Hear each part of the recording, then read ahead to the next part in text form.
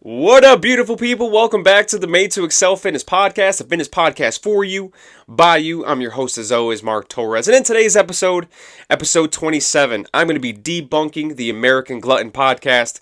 Plus, the Made to Excel Fitness University of Hard Knocks of Common Sense is back. I'm going to be going over Yo Gotti's quarantine diet, plus the gimmicky Instagram workouts that you see all over the place, and as always, the weekly follow-up. Let's talk about it all.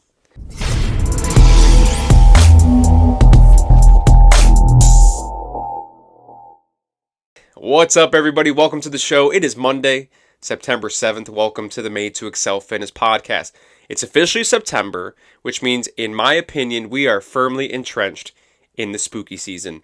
And for some of you guys out there, you might not consider the spooky season to start until October 1st, but I'm a basic B. And the spooky season is 2 months for me, September and October. So I am deep in the pumpkin flavored stuff. I'm deep into scary movies. I'm in there for the whole nine. And if you are a basic B like me and you like pumpkin flavored items, my favorite pumpkin flavored item that I've ever had over the many years of being a spooky season connoisseur are the pumpkin spice yogurt covered pretzels. They're amazing. I get them from Wegmans, but they are on Sam's Club's website, so that means probably Walmart has them as well because it's the same company.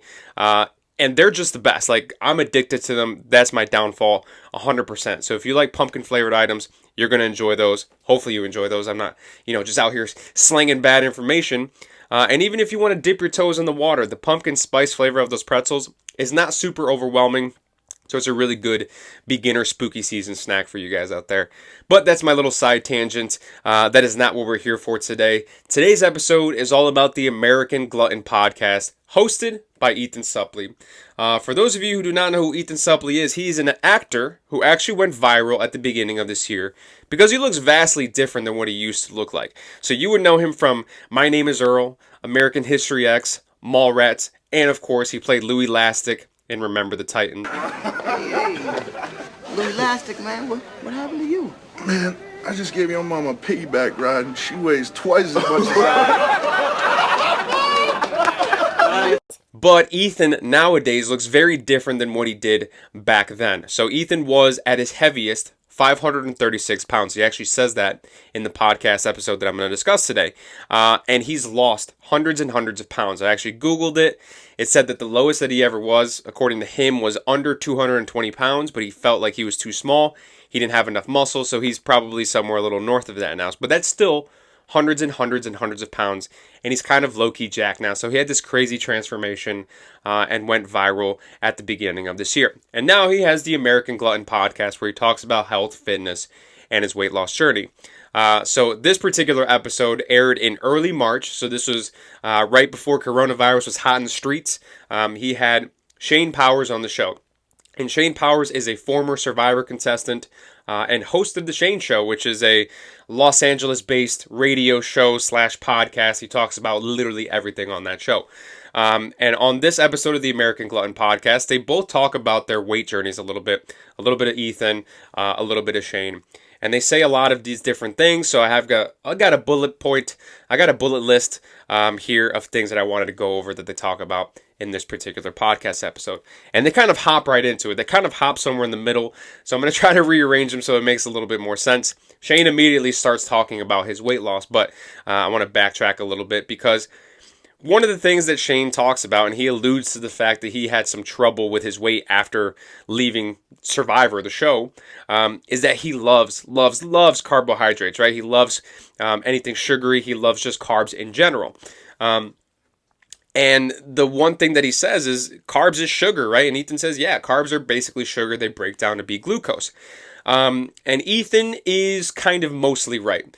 Carbs do break down to be mostly glucose, but of course there's different kind of carbs out there. You've got your simple carbs and you've got your complex carbs, and they obviously have different effects on your body. So he's technically true, but I think this is a little bit of an oversimplification.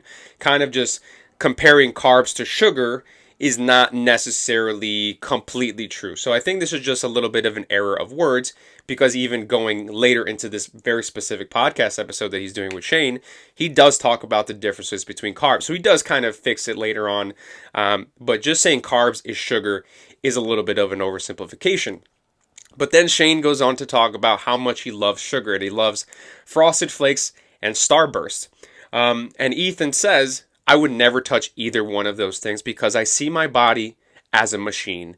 And this machine needs the proper fuel. And I need clean fuel and fuel that's going to fuel me fast, give me energy fast in order to do workouts, whether I'm running, whether I'm lifting weights, whatever.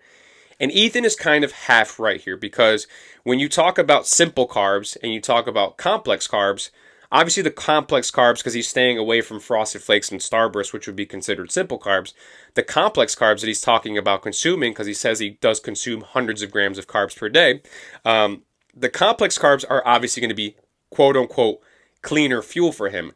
But complex carbs break down very, very slowly. Simple carbs, less clean fuel, but they break down very quickly. So if you need a quick burst of energy, you actually want to go with a simple carb. And I don't think there's a time frame on it. I don't think it's like you can just crush a bunch of fruit by the foots and go out and run a fucking marathon. It doesn't happen that quickly. But it is much quicker than the complex carbs. So if Ethan wants to have clean fuel, yes, go with the complex carbs. But if he wants quick fuel, go with the simple carbs. That's why you might see athletes, professional athletes, world-class athletes, eating something sugary, right? What is this guy doing eating a Snickers bar? He needs some energy for hopefully later on in that game if it does break down quickly enough. So that's one thing. Another thing that he's kind of half right on. And then the other thing that he talks about is with glucose breaking down into sugar, he asks Shane is if he has a sugar craving, if he eats a sweet potato, does that take down the sugar craving that he had? And he mentions the glycemic index. So the glycemic index is just a value from 0 to 100 that is given to a specific food based on how much it affects your blood sugar 2 hours after you consume it. So obviously the higher the number, the more of an effect on the blood sugar it has versus a lower number. So in general, simple carbs are very high on the glycemic index because they have a bigger effect on the blood sugar versus a complex carb. But it doesn't always add up to be that perfect because if you look up the glycemic index number of a Snickers bar, it's like 43. But if you look up the glycemic index number for a sweet potato, depending on how long you cook it, it's actually 61. Obviously, the sweet potato is healthier for you than the Snickers bar, but the Snickers bar actually has less of an impact on your blood sugar level, which does seem a little bit backwards. So it's not always it doesn't always completely work like that. But if you're a diabetic or a pre-diabetic or you just want to know what's going on with your blood sugar, that's always something that you can Google, right? Whatever food you're going to eat, glycemic index value, and it'll show you the higher the number, the bigger of an effect it'll have on your blood sugar. So that is something that they mentioned. And then after all the niceties at the beginning and kind of the introduction, they do go into Shane Powers' kind of weight journey, right? So at the beginning, they talk about the fact that Ethan knew Shane before he went on Survivor. And he said that Shane was one of those guys that could eat whatever he wanted and could never gain weight. He always had a six-pack. He was always very lean.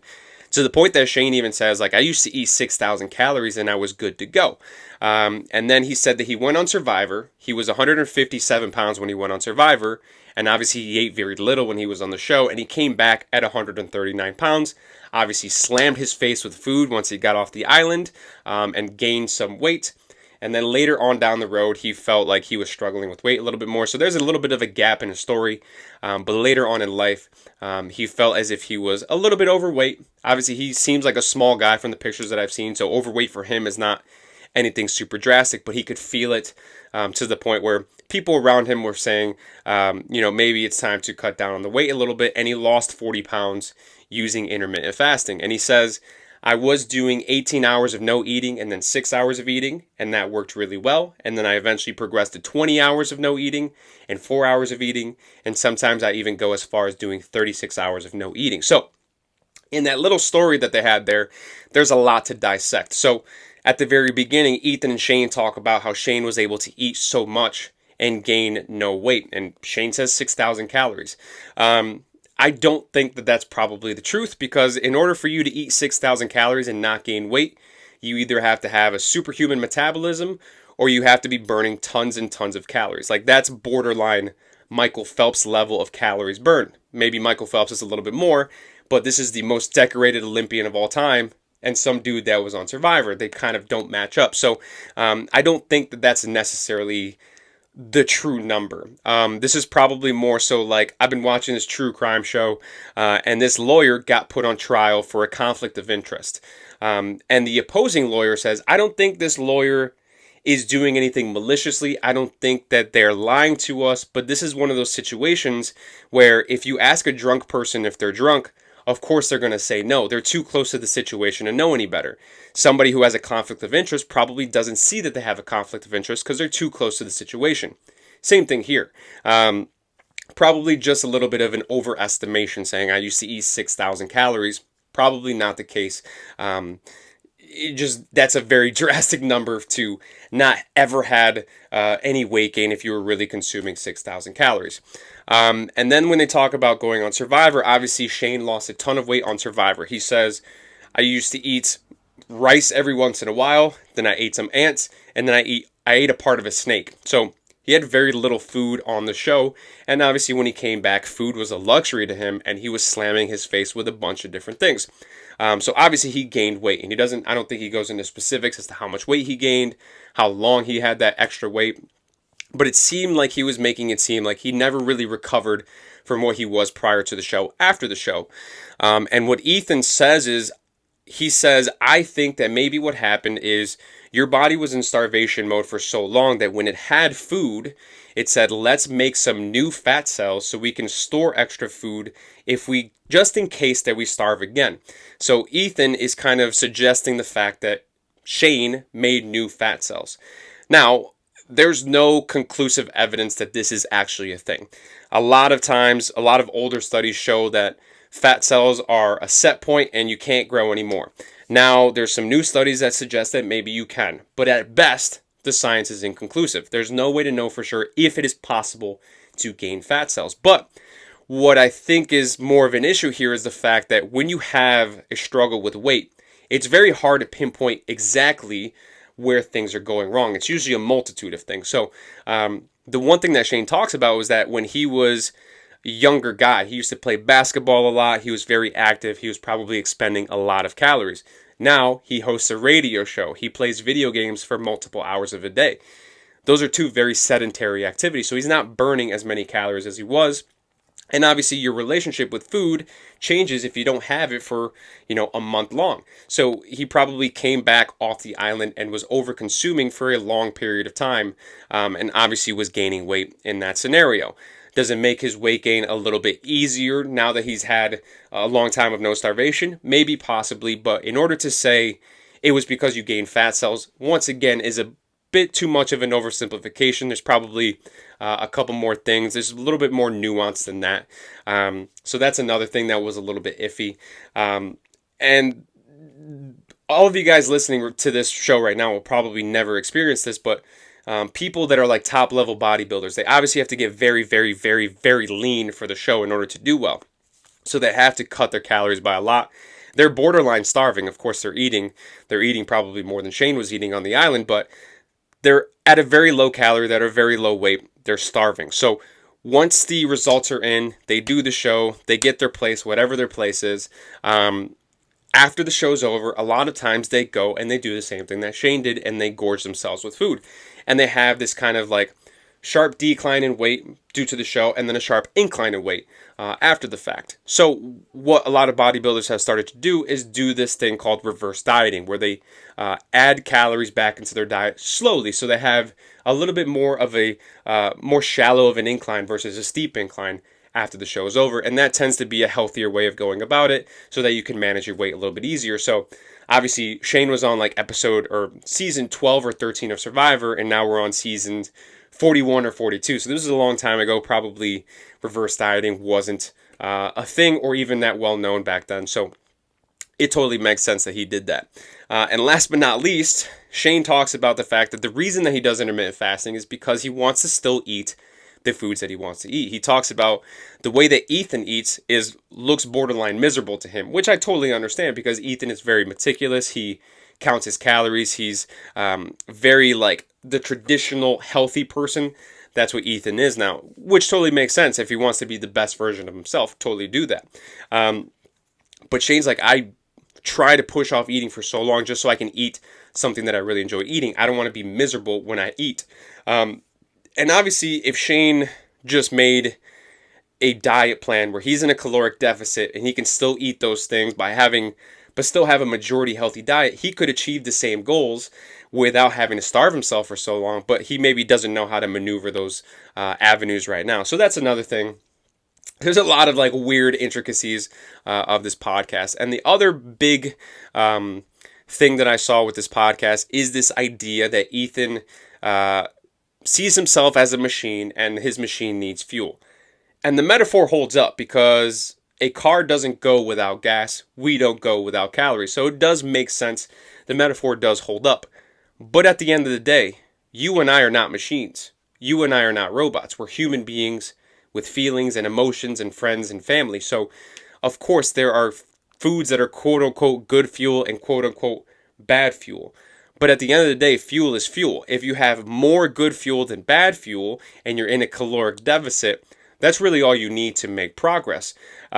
So we just don't want to get to a point where if you're using the fuel metaphor, that you start to demonize certain foods as good and bad, because they're technically not. Too much of bad food is obviously bad for you, but if you have majority good food with a little bit of bad food sprinkled in, that is going to be how you really have longevity in diet. That's where your adherence starts to go up. If you can still enjoy the things that you like to enjoy in a manner where you're still making progress. So we don't want to get to a point where you're at your kid's birthday party and you don't eat the cake because you're like, that's bad fuel. You're like, birthday cake does not compute, bad fuel, can't eat it. We don't want to get to that point where we're super robotic. But for Ethan, if he has a specific goal in mind and he wants to be the best version of himself, by all means, that's totally up to him. So good on him for doing that. But for most of you guys out there, you probably don't need to go to that extreme. So those are all the things that Ethan and Shane both say that are a little bit iffy. But the two things that Ethan is really good about talking about is the fact that, one, calories are the main driver for weight loss. So when Shane starts to talk about intermittent fasting, Ethan says, you know why intermittent fasting works for you, right? Because you're eating less calories than you need in the time frame that you're allowing yourself to eat. It's all about calories. And Ethan is usually a keto guy. He's not doing keto at the time of this podcast. I don't know about now. We're several months after, but he loves to do keto. That's where he feels the best. That's where he's able to kind of do things in a long period of time. But he does recognize that it's not the carbs, the lack of carbs that's making him lose weight. It's the caloric deficit that he's created because of that. That's sustainable for him. He likes to do that. That's fine. But he knows that it's the calories and not the carbs that is the real driving force. So he does a great job of talking about that. And the other thing that he does a great job talking about is the difference between health and weight loss. These two things are very directly linked, but they're not always the same. You can lose weight in a way that's not as healthy, and you can be healthier without losing weight. It's much more difficult, of course, but it is possible. So if you can eat in a calorie deficit, let's say you eat 1,200 calories worth of just pizza, of course you'll lose weight, but it won't be the healthiest of all weight loss.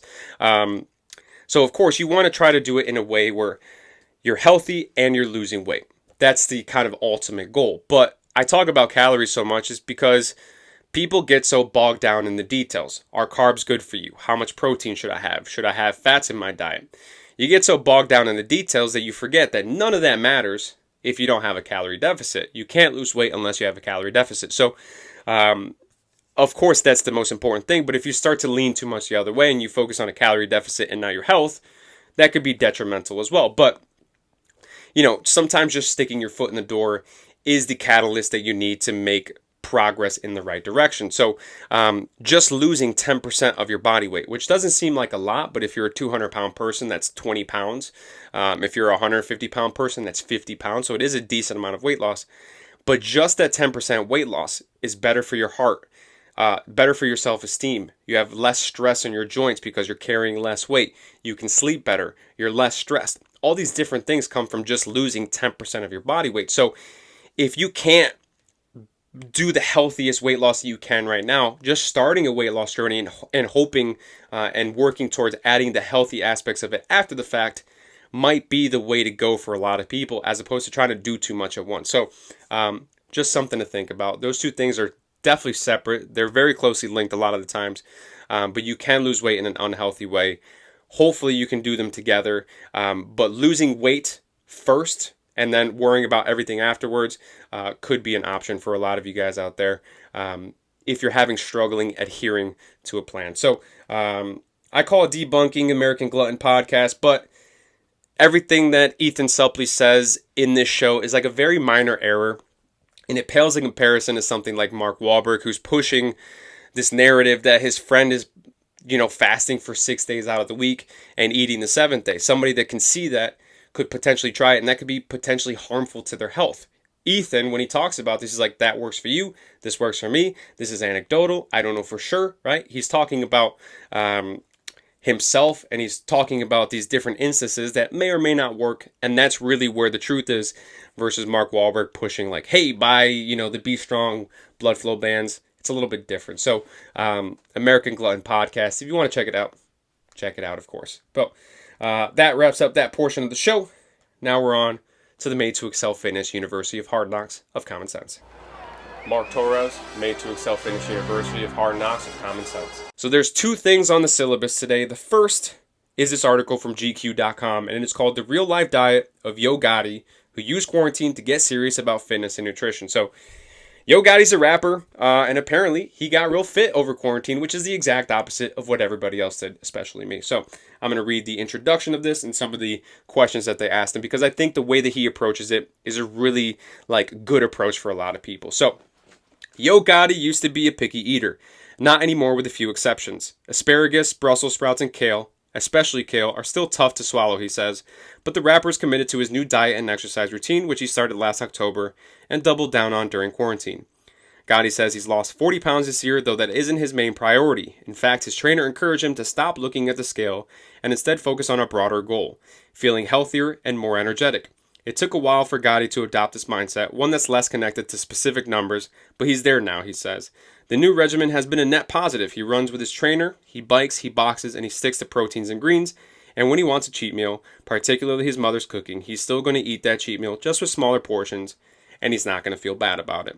And then GQ asked him, when did you start your new diet and exercise routine? He said, I started with the workouts around October of 2019. I would lose 8 to 10 pounds, then go back up with all the traveling that I was doing. So when quarantine hit, that's really when I got into the nutrition, and I got into a space where I could focus on it for 3 months straight. In the beginning, I was just eating cleaner, and then when the virus started, that's when I started actually counting the calories I was taking in on a daily basis. And then they ask him what his typical breakfast, lunch, and dinner is. Not as important. He's working out. He's actually not doing a whole lot of weight training, which would be, in a perfect world, better, but he's doing circuits, boxing, lifting, or not lifting, but running, things of that nature. And then last but not least, he talks about, my cheat meal is whatever I think about. One thing about me is whatever comes to mind, if I want it, I'm going to eat it. So when my mama made the strawberry cake for 4th of July, I'm not going to eat 5 pieces like I used to, but I'm going to taste it. I can't not eat my mama's food. So the way that Yo Gotti approached his diet over this quarantine is actually really great, because one, he started counting calories, which is obviously super important. Calories are the driver for weight loss. But the other thing is he stopped worrying about the number on the scale. He said, I just want to feel healthier. I want to feel better. And that's just as, if not more important than the number on the scale. If you're training hard with heavy weights, that number on the scale might not move too much because you're building muscle and your body composition is changing. So not focusing so much on the weight and focusing more on how you feel, focusing more on how you look, because sometimes your body might go through changes that are so minimal on a day-to-day basis that you have no idea. But if you look at pictures over a long period of time, you can see that the body is changing. So taking progress pictures is super important. Not worrying so much about what's on the scale, even though obviously you have a weight loss goal or a weight gain goal. That's obviously a really different mindset than what a lot of people have, but a good mindset. And last but not least, saying he's going to eat his cheat meals, but he's not going to eat as much as he used to. He's going to do things in moderation. Those are all good things that hopefully some of you guys can start to pull from and use in your own journey. So I thought that was pretty interesting and useful for you guys to know. And last but not least on the syllabus today is gimmicky workouts on Instagram. So there's a lot of Instagram trainers out there. I guess me being one of them. I'm a personal trainer and I'm on Instagram. But there's some trainers out there that are just posting workout videos. Like, here's my booty workout, swipe, swipe, swipe, swipe, swipe, to see all the exercises. Some people are not on the educational front of it, some people are just putting workouts. And some of them are very gimmicky workouts. Here's my booty barbell only workout. It is what it is. But the thing about these workouts is, back at the beginning of this quarantine, I really tried to diversify the content that I was putting on Instagram. And I didn't want to have just videos of me talking to the camera because that could be kind of boring after a certain period of time. So I wanted to do workout videos, and I was finding myself making these workout videos that I was just doing for Instagram. The one set that you saw on Instagram is the only set that I did because that's not what my actual workout looks like. My actual workout on a day-to-day, week-to-week, month-to-month basis looks very similar throughout. There's obviously changes in weight, changes in reps and sets and things of that nature, but it's very similar. You guys would get bored seeing the same thing over and over again, so I was just doing workouts just to kind of put something different on Instagram, and I'm sure that a lot of these Instagram trainers are very much so the same way. So following only Instagram workouts is going to be very hard for you to progressive overload because it's not a consistent through line plan. Your workouts should look very similar on a week to week basis. If you want to do an Instagram workout every once in a while, that's perfectly fine. If you want to have inspiration from these Instagram workouts, that's perfectly fine. There's times where I find myself kind of at a loss for creativity in my own workouts, in client workouts, and I find good workouts on Instagram, right? So it's not a bad thing that these trainers are posting it, but if that's all you're doing, it's going to be really hard for you. You might make progress, but it'll be spotty progress, right? You'll never know for sure if you're progressive overloading because you're doing something different. You're hopping around all the time. So try to avoid that as much as possible. You should have a very constant sort of workout on a day-to-day, week-to-week basis. And if you switch it up every month or so, that's perfectly fine. But try to avoid doing these gimmicky Instagram workouts for the bulk of your workouts. And last but not least, the weekly follow-up. So last week, episode 26, was about my favorite person in the world, Mark Wahlberg. And I don't really have anything to say about that. But the thing that I want to talk about for last week's podcast is I was asked what's the best exercises to show your abs. And I kind of started to talk about this. The main function of the core is to keep your body, your torso upright and in a neutral position. So I kind of started to explain it. I don't think I did a great job because I was rushing through it. But any sort of workout that's going to stress that position, that neutral position of your core, where you're fighting something to remain in that position, is going to be a better workout than, say, a crunch, right? So it could be anti-extension, anti-rotation, anti-lateral flexion, anti-flexion, whatever all these things are. Stressing that one specific kind of position is going to be the best, right? So even in something like a unilateral training where I have a dumbbell in one hand and nothing in the other, if I'm doing lunges, that is anti-lateral flexion where I have to make sure that that dumbbell is not pulling me down. I have to remain in that neutral position. So it is a leg workout, but it's still core. Things like that, so I don't think I did a great job kind of explaining that, but if you Google, anti-extension, anti-rotation exercises, things of that nature, you should get a plethora of different exercises. That'll be useful for you guys. But that about wraps it up. That wraps up today's show. If you enjoyed today's show, hit the subscribe button wherever you're listening/watching. I appreciate it. Leave a comment, leave a review, share the show with a friend. If you're on YouTube, hit the 2 related videos. You might enjoy them if you haven't seen them quite yet. And hit the subscribe button. If you have any Q&A questions for me, hit me up on Instagram at MTEFit or email me at made2excelfitness@gmail.com. And follow me on TikTok. I've got some TikTok videos out there right now. And that's about it. I appreciate and love you all. Peace out. What's up, Mark? How you doing, man? Hunter Henry, LA Charger tight end. Best big time shout out to your fitness podcast, the Made to Excel Fitness podcast. So super cool, man. Got a lot going on. Bolt ganger, don't bang.